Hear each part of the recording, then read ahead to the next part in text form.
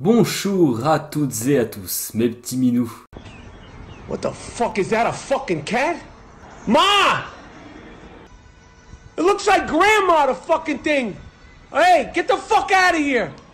Eh oui, je suis de retour sur YouTube pour vous proposer un tout nouveau format vidéo, dans une toute nouvelle optique de parler de divers sujets que j'aime. Alors, c'est parti!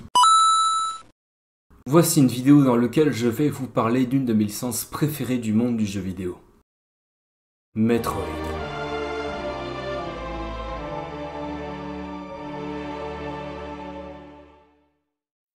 Ah, les jeux Metroid. Si d'aventure les gens diront que les jeux Nintendo sont créés avant tout pour le jeune public, ce qui n'est pas totalement faux, il faut quand même rappeler que d'autres licences, aux univers matures et au gameplay plus ardu, existent tout de même au sein de Nintendo. Et autant les figures les plus populaires du grand public, à part The Legend of Zelda qui est quand même pas mal mature, comme Mario, Pokémon, Kirby ou bien même Yoshi, montrent en effet cette volonté qu'a Nintendo de faire des jeux tout public.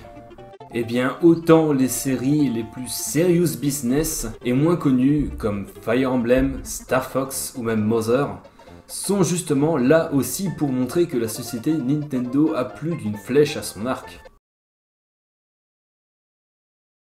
Mais revenons à notre mouton. La série Metroid a bien entendu été créée par plusieurs personnalités de la compagnie Nintendo, mais l'univers de celui-ci fut en fait créé par Makoto Kano, le principal concepteur de l'équipe de la licence. D'ailleurs, l'univers Metroid s'inspire pas mal des films Alien. Il suffit d'ailleurs de voir Ridley, dont le nom fait expressément hommage à Ridley Scott, l'un des antagonistes phares de la licence pour le remarquer. Ainsi, le jeu créé en 1986 sur NES n'aura pas vraiment eu le succès attendu, et il aura fallu attendre la venue de Super Metroid sur Super NES en 1994 pour qu'enfin la licence Metroid décolle et devienne culte. Mais pas évidemment au même niveau d'un Zelda ou d'un Mario. Maintenant qu'on a fini de présenter l'histoire de la licence, voyons à présent de comment est-elle faite pour ceux qui n'auraient jamais eu l'occasion de tenter l'aventure de cet univers sombre, froid et impitoyable.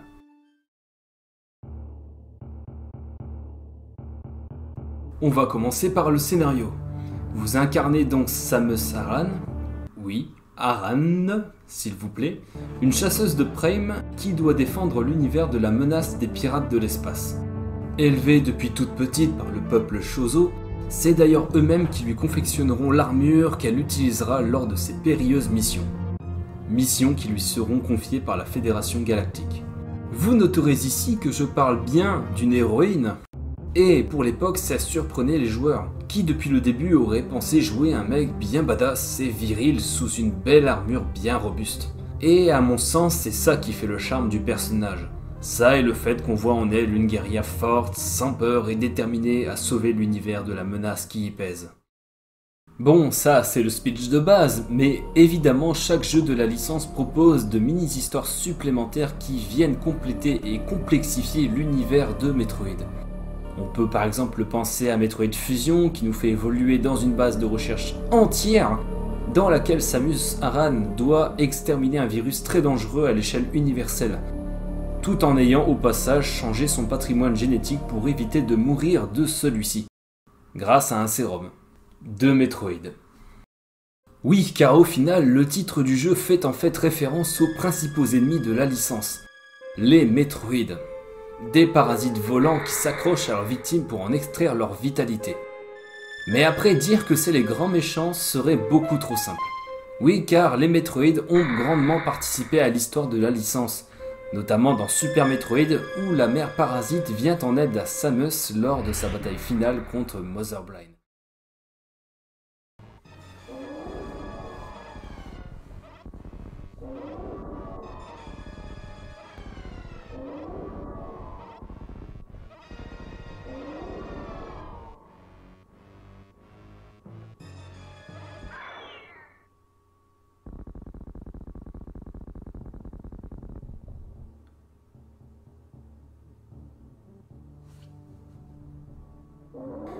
Qui est aussi, vous l'aurez deviné, un antagoniste important de la série.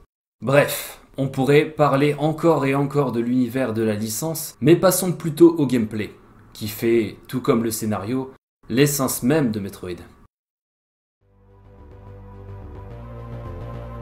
Le gameplay des jeux Metroid se démarque avant tout de par leur construction labyrinthique, de leurs avancées non linéaires et de leurs ambiances inquiétantes.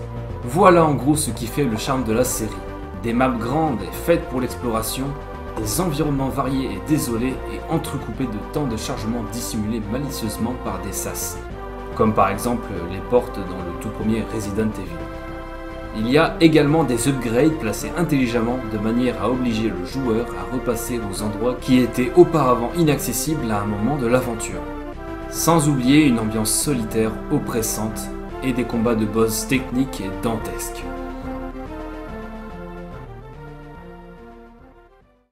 Tous les jeux Metroid ont su apporter leur pierre à la licence, sauf peut-être les spin-offs qui, justement, sont pensés différemment. D'ailleurs, parlons un peu des jeux. La licence Metroid compte pas moins d'une dizaine de jeux tous qualitatifs. Même si pour chipoter un peu, certains jeux sont tout de même moins appréciés des fans, hashtag Metroid Prime OZRM, mais n'en font pas pour autant des jeux mauvais.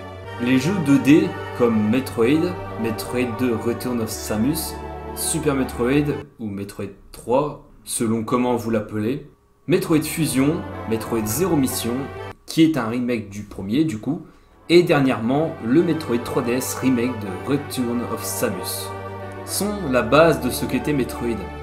Il y a aussi Metroid Pinball pour les fanats de flipper. Mais la licence aura connu un grand changement vers l'année 2002 et se lancera dans le monde de la 3D avec la série des Metroid Prime.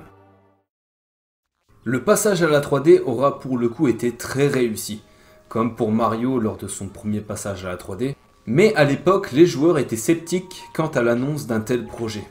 Surtout qu'en plus c'était à Retro Studio, du coup un studio à part affilié à Nintendo, qu'incombait la tâche de faire passer cette licence à la 3D. Et au final, ce fut une brillante réussite. Dans la timeline des jeux en 3D de la licence Metroid, nous avons Metroid Prime, Metroid Prime 2 Echoes, Metroid Prime Hunter, Metroid Prime 3 Cooption. On citera aussi le Metroid Prime Trilogy, même si ce n'est pas un nouveau jeu, Metroid Prime OZRM, Metroid Federation Force, bon ok on le cite même si c'était pas vraiment l'opus qui aura été pensé pour les fans de la série et qui était créé dans une toute autre optique, mais bon il existe. Et enfin Metroid Prime 4 qu'évidemment j'attends et je continuerai d'attendre. D'ailleurs, petit message à tous ceux qui râlent car Nintendo n'en a toujours pas parlé dans un direct. Je vous rappelle que Nintendo a fait une vidéo spécialement pour parler du développement de Metroid Prime 4. Alors je vous conseille d'aller la voir et ainsi vous renseigner. Merci. Pour revenir au sujet de la vidéo, parlons d'autre chose de tout aussi important de la licence Metroid, ou même plutôt du jeu vidéo en général. Les OST, Original Soundtrack ou bande-son. Le monde du jeu vidéo à ses débuts n'aura pas marqué les joueurs de par leur bande-son qui se limitait même qu'à des bruitages simples.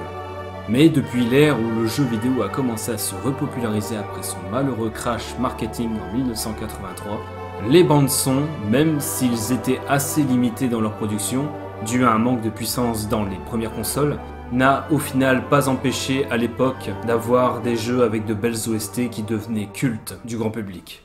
Un exemple tout bête, celle de The Legend of Zelda, que je n'ai pas besoin de vous chantonner ici vu que vous la connaissez sûrement très bien.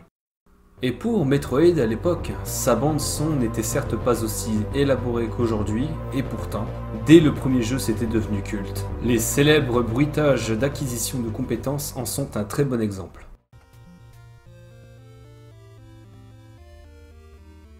Car oui, une bonne et originale bande-son est indispensable à un univers vidéoludique, mais également ses bruitages. La série aura connu de nombreuses musiques devenues rapidement cultes auprès des joueurs. Je pense notamment à l'OST de Krebs Lair,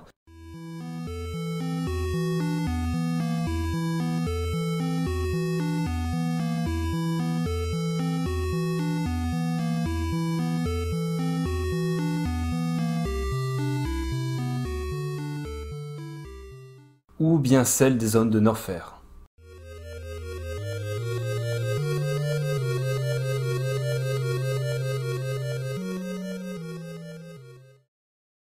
Et je tiens à dire qu'à mes yeux, la musique est un facteur très important à une œuvre vidéoludique. Bon, ok, surtout car c'est une de mes grandes passions et que je joue aussi d'un instrument, mais on va pas se mentir qu'on préférera une bande son qui soit originale, belle et qui colle à l'ambiance et à l'univers d'un jeu plutôt qu'à ses graphismes. D'ailleurs,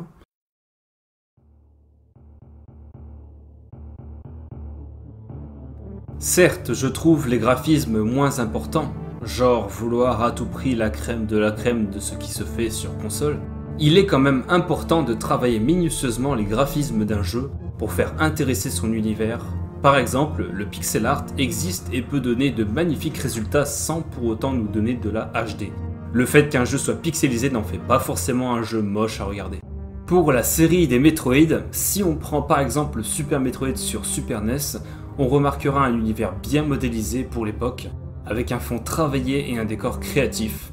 Certes, ce n'est pas la pointe de la technologie, mais le rendu est original et accroche tout de même l'œil. Ainsi, il ne faut pas oublier que l'époque est un facteur important dans l'évaluation des graphismes. Donc forcément, sur Super NES, ça va pas être du niveau d'une Wii. Quant à l'ambiance, les jeux Metroid mixent à merveille leurs OST avec leurs ambiances audiovisuelles. Oppressantes, inquiétantes, calmes, ceci couplé au fait que vous évoluerez seul dans le jeu entouré d'une faune et d'une flore sauvages et agressives, et vous obtenez là une belle recette qui irait bien à un jeu d'horreur. Mais Metroid va plus dans le côté science-fiction et futuriste, et autant ce n'est pas trop un jeu à mettre entre les mains de vos enfants, autant il ne faut pas non plus être bien grand pour y mettre les pattes. Pour résumer, Metroid aura su, malgré son manque de popularité face à d'autres licences, se démarquer et révolutionner le genre du jeu vidéo. Après, il n'aura pas vraiment été le premier Metroidvania, mais aura plus fait connaître le genre. D'ailleurs, le terme Metroidvania vient principalement de la série des jeux Castlevania, pour montrer qu'un jeu s'inspire beaucoup de Metroid et de Castlevania, surtout en fait à partir de l'opus de Symphony of the Night.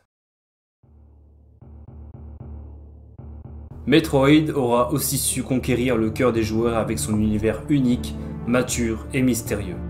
Ainsi, beaucoup auront connu via le miroir de cette licence Nintendo le reflet d'une des rares personnalités féminines du jeu vidéo, devenue tout aussi culte et appréciée qu'une certaine Lara.